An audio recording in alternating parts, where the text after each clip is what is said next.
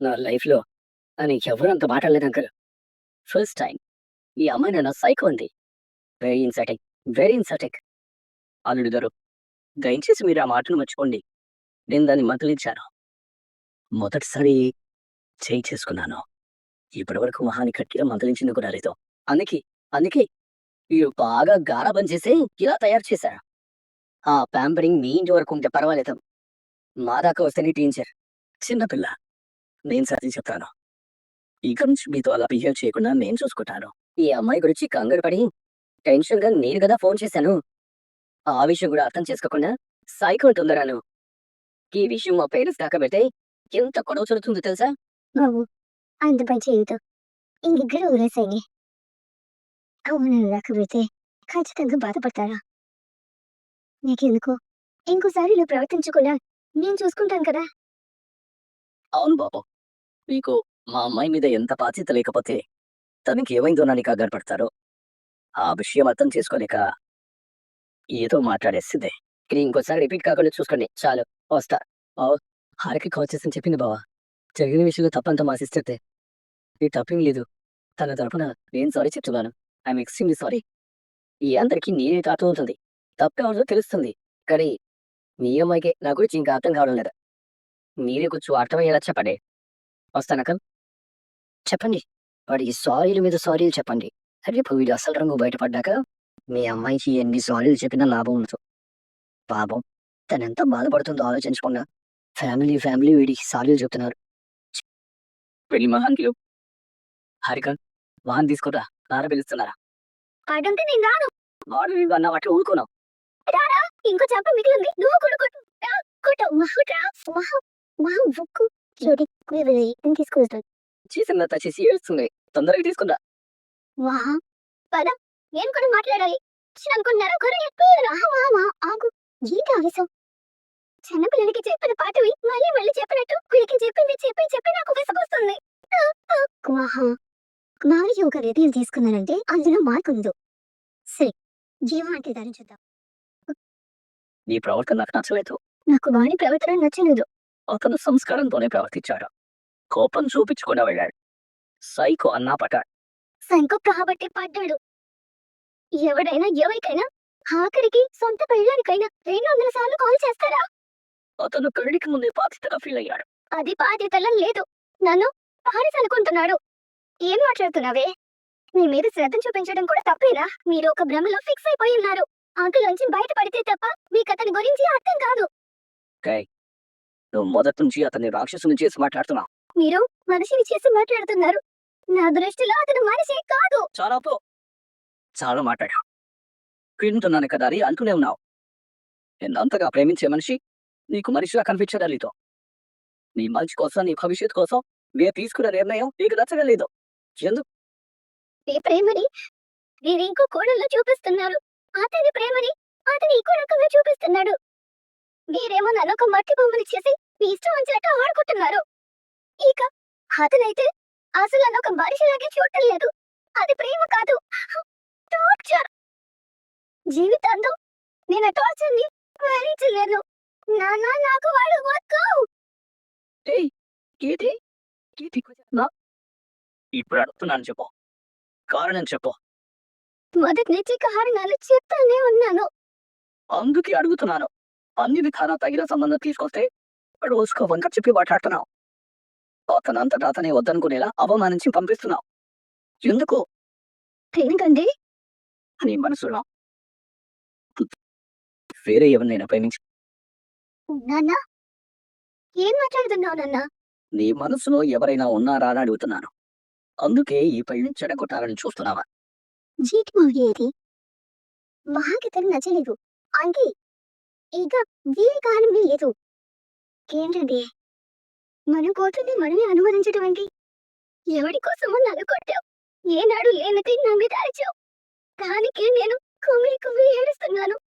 ఇప్పుడు అంతకన్నా దారుణమైన మాట అన్నావు.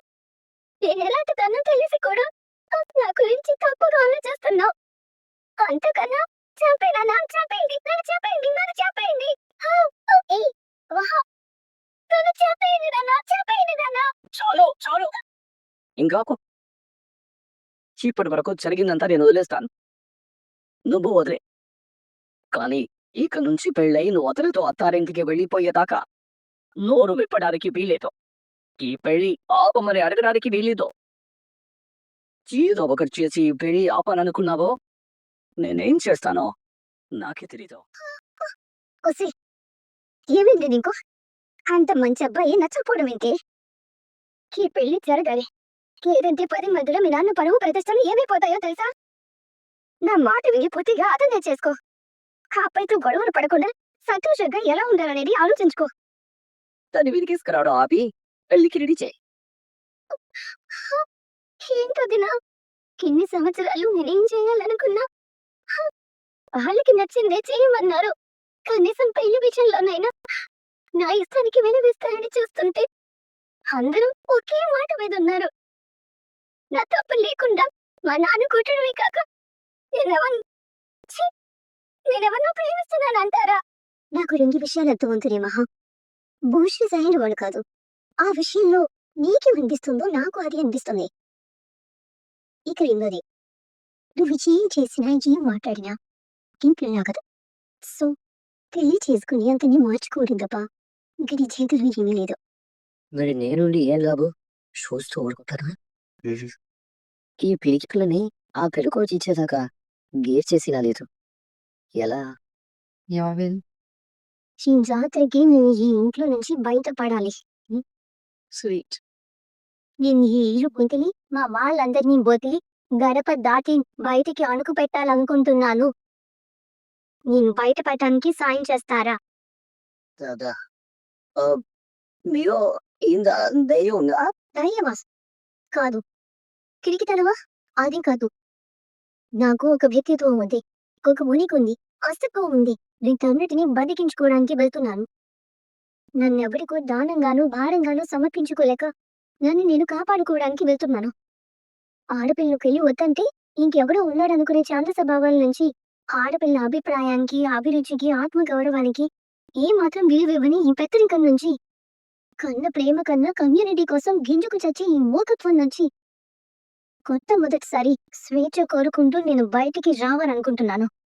కన్నారు, నేను అడగలేదు. పెంచారు, నేను కాదనలేదు. చదివించారు, వాళ్ళకి నచ్చింది చదివించారు. సంబంధం చూశారు, నాకు నచ్చింది కాదు, వాళ్ళు నచ్చింది చేయాలనుకుంటున్నారు. మరి నేను వాటిల్లో నేను లేనా? నాకంటూ ఒక సొంత అభిప్రాయం, నిర్ణయం, ఇష్టం అయిష్టం ఉండకూడదా? పెళ్ళంటే నా మిగిలిన జీవితకాలం ఆ కాలం అంతా ఒక అహంకారి, ఒక పురుష అహంకారి పాదాల దగ్గర పాత దాసలా పడి ఉండాల్సిందేనా? నో. భర్త అంటే గౌరవం ఇవ్వచ్చు, భర్త అంటే విలువ ఇవ్వచ్చు, భర్తకు అతని ప్రేమకు దాసవం కావచ్చు. కానీ అతని అధికారానికి, అహంకారానికి తల వంచి బతకమని శాసిస్తే భరించే దశ దాటిపోయింది. ఏంటి ఆలోచిస్తున్నారు? నేను మీరేనా అలా? నేనే. నన్ను నేను గుర్తించడానికి, నా విలువ నేను కలుసుకోవడానికి, నాలో ఉన్న వ్యక్తిత్వాన్ని వెతికి పట్టుకోవడానికి ఈ వారం రోజుల సంఘర్షణే ఉపయోగపడింది. ఈ నేనే అసలైన నేను. నాలో ఆడతనం ఉంది, అమాయకత్వం ఉంది, వేరతనం ఉంది, సున్నితత్వం ఉంది. కానీ అన్నిటికీ మించి ఆత్మాభిమానం కూడా ఉంది.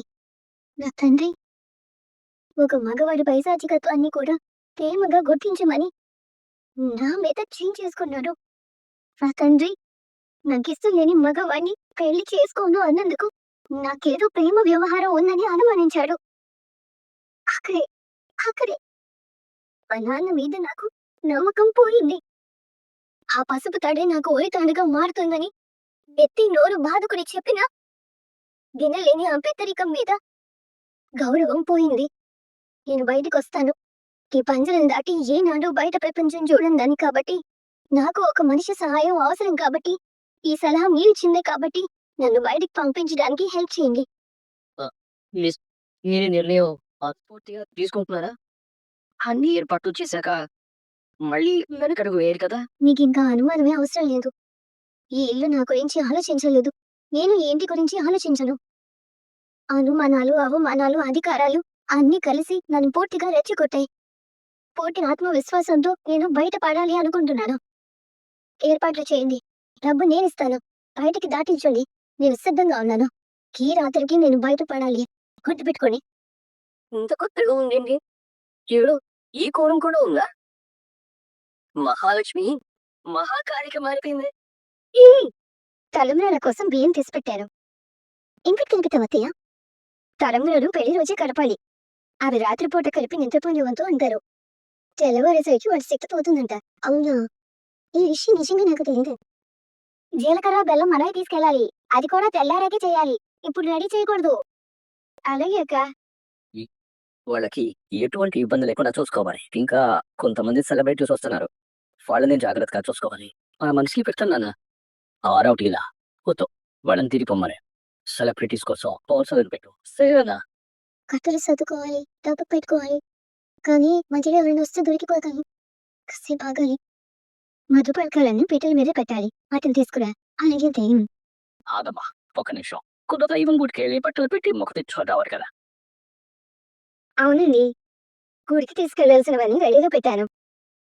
నువ్వు వెళ్ళి నీ ఆడపడుచుని తీసుకురామా. అలాగే మూవయ్య. ఏంటండి? దాని మీద మీకు ఇంకా కోపం పోలేదా? కెమెరా ఏంది? దాని మీద చేసుకున్నారు. అది చాలా బాధపడుతుంది. ఇంకేం అనకండి. అది చేసింది మంచి పని అంటావా? తప్పే. కాదనడం లేదు. పెళ్ళైపోతే అత్తగారింటికి వెళ్ళిపోతుంది. ఈ కోపతాపాలన్నీ ఎందుకండి? మహా ఇంత ఫీల్ అవుతూనే ఉన్నావా? మావయ్య గారు నిన్ను పిలుచుకున్నామన్నారు. ఎందుకు? ఇంకా క్లాస్ ఏమైనా మిగిలిన్నాయా? వాళ్ళు కులదేవి గుడికి వెళ్తున్నారు. ఓ ఏం చెప్తారో నాకు తెలీదు. నన్ను కూడా తీసుకెళ్తారా?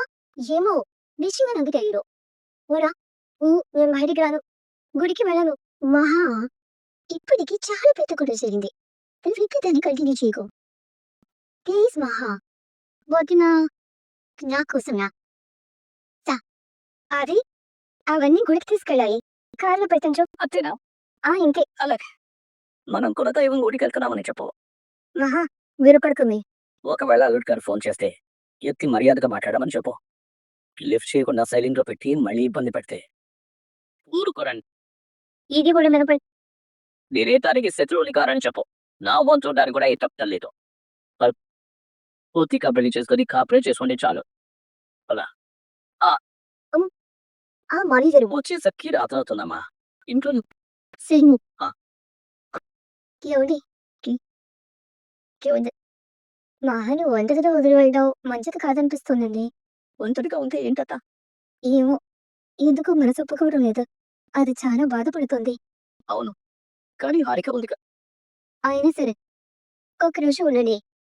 మహా మేమేం చేసినా నీ మంచి కోసమే. బాధపడకు. మమ్మల్ని నమ్ము. అంతా మంచి జరుగుతుంది. బాధపడక సంతోషంగా ఉండు. హారిక అంతేనా? కాస్త చూసుకో. అలాగే అంతేనా? 12 గంటలకి అందరూ పెళ్లిపోయి చూసుకొని డీప్ స్లీప్ లో అవుతారు. ఆ టైంకి నేను ఇక్కడ కార్తో రెడీగా ఉంటాను. ఓకే. సరే. అల్లుడు గారు జరిగిందంతా మర్చిపోయి మహాని కొందరుగా పడుకోమని చెప్పారు. మాతో కూడా చాలా బాగా మాట్లాడాడు.